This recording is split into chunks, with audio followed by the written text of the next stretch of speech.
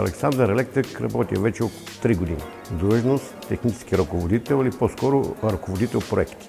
Доверих се на господин Ангелов, Александър, защото е много, как да кажа, отворен, искрен и много отзивчив човек. В смисъл, на мен ми е помагал много пъти за много различни неща, и лични, и служебни.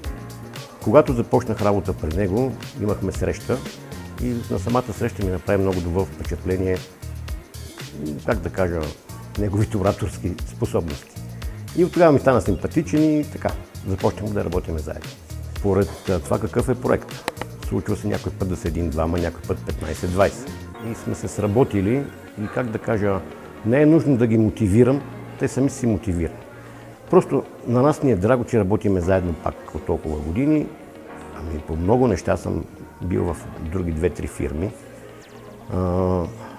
Александър Електрик е фирма, която си държи на кадрите. И господин Ангелов се бори по всякакъв начин да задържа кадрите, не да ги гони.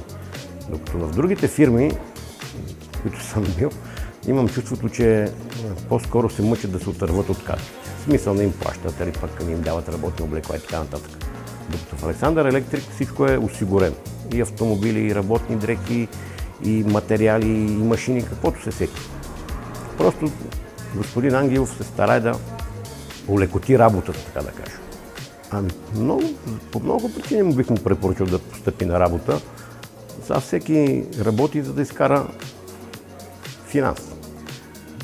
Това е хубаво в Александър Електрик, че парите се дават на точно определени дати, нито се бават, нито има закъснение и така нататък, което е много важно за един работник. Плюс това парите не са никак лоши, като заработки и като суми. След това той получава работни дрехи 2 пъти в годината, защото много фирми не дават работни облекла, а пък това си е също голям разход.